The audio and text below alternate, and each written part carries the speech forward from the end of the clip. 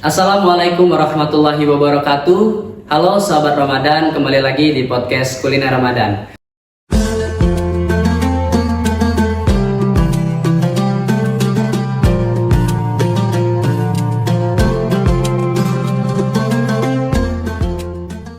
Bersama saya Rangga Dwi Putra yang akan menjadi moderator pada episode kali ini. Nah, di mana kita di episode kali ini akan membahas tentang strategi bisnis cara Rasulullah. Nah, dan juga kita kedatangan narasumber yang sangat luar biasa. Halo Ibu. Iya. Selamat sore Ibu. Iya. Boleh Bu untuk perkenalan diri? Iya. Assalamualaikum warahmatullahi wabarakatuh. Para pemirsa Kuliner Ramadan, mahasiswa-mahasiswi Fakultas Ekonomi dan Bisnis Islam Raden Fatah. Saya Ibu Hilda Sarjana Ekonomi Magister Sains sebagai dosen dari Prodi Ekonomi Syariah hari ini. Dari UIN Raden Fatah Palembang. Iya, UIN Raden Fatah Palembang. Iya. Langsung Bu ya. Ini kan kita telah membahas strategi bisnis cara Rasulullah. Mengapa Bu penting mempelajari strategi bisnis Rasulullah di era modern? Iya, karena kita penting mempelajari dan memahami bagaimana Rasulullah itu berbisnis karena beliau merupakan uswatun hasanah sesuai dalam Al-Quran kan, bahwa Rasulullah itu memang contoh teladan bagi umat muslim di muka bumi ini. Jadi kita wajib untuk mengetahui bagaimana kisah beliau melalui sirah nabawiyah kan, kisah beliau dari beliau lahir sampai ke wafatnya beliau, itu wajib kita ketahui untuk meneladani kisah beliau seperti itu. Oke, jadi tentunya Bu ya di era Rasulullah itu kan di dalam berbisnis pasti memiliki prinsip-prinsip yang bisa diterapkan. Iya. Nah, kira-kira prinsip bisnis apa sih Bu yang bisa diterapkan di era pada saat ini Bu?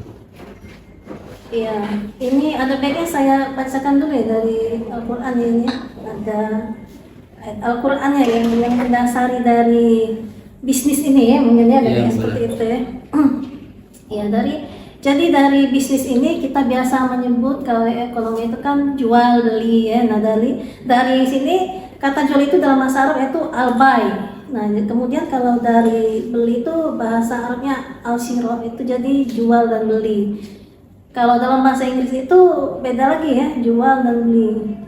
Ini. Nah, jadi dalam Al-Qur'an surah Al-Fatir, Al-Quran surah ke-35 ayat 29, innallazina yasluna kitaballah wa aqamus shalah wa anfaqu mimma razaqnahum sirran wa alaniyatan yarjuna tijaratan lan tabur.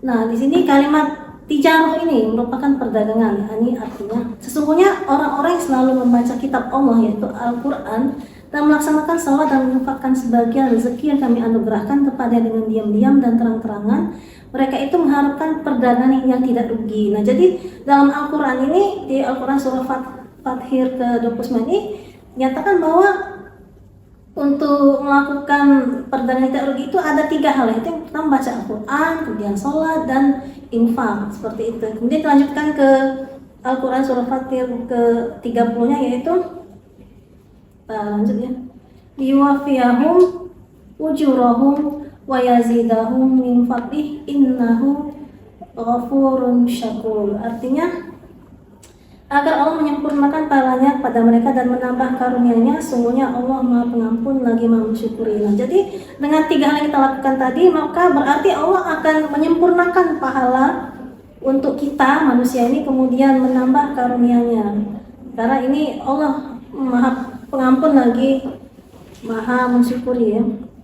Nah, jadi sini kita wajib untuk melakukan apa yang diperintahkan oleh Allah, yaitu mematuhi perintah yang menjauhi larangannya. Di antaranya itu baca Quran, sholat dan infak ya.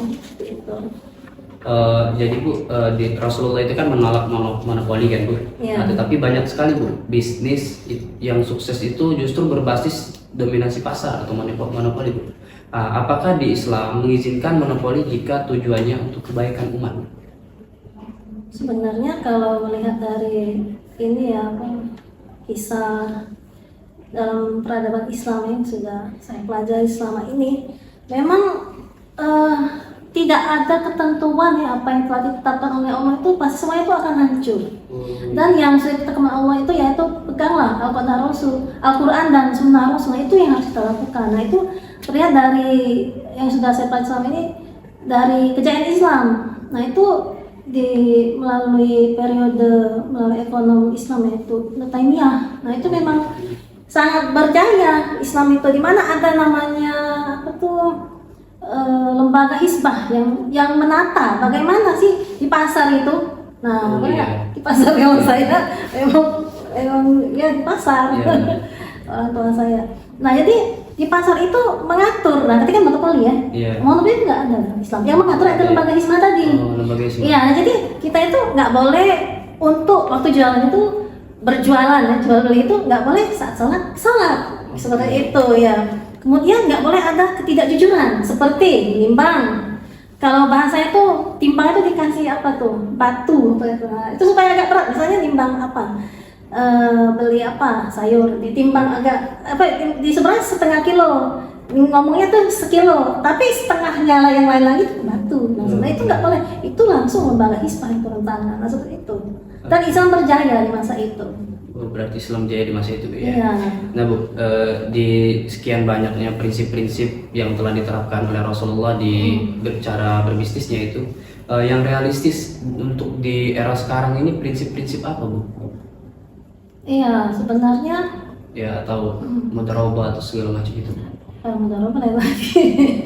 Jadi, jadi kalau kita melihat dari seperti saya katakan tadi bahwa kita bisa belajar kisah Rasulullah itu dari kisah perjalanan beliau kan, boleh di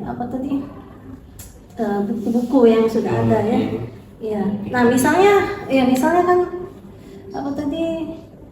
kejujuran beliau. Ya misalnya beliau berjualan dari satu desa ke desa lain. Beliau jujur untuk mengatakan kain misalnya, kain linen misalnya.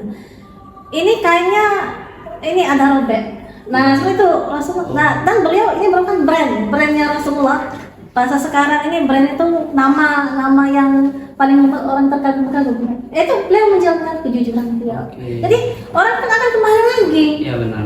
Oh itu kan jujur. Ayo kembali lagi ya. Nah gitu lah kira-kira. Terus beliau juga kalau pelajaran sekarang ini sudah melakukan perdagangan internasional.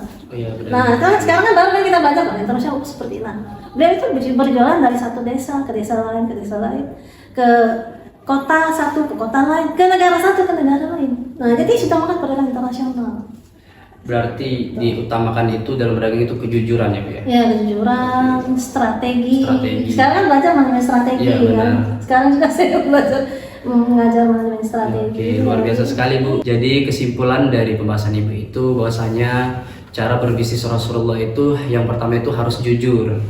Itu sangat utama itu. Yang harus diterapkan oleh para pembisnis di era sekarang ini harus jujur dan juga menyusun strategi yang berprinsip syariah. Dan juga tadi setelah membahas sedikit monopoli itu boleh, tapi kalau dalam keadaan mendesak. Mungkin itu saja pada episode kali ini.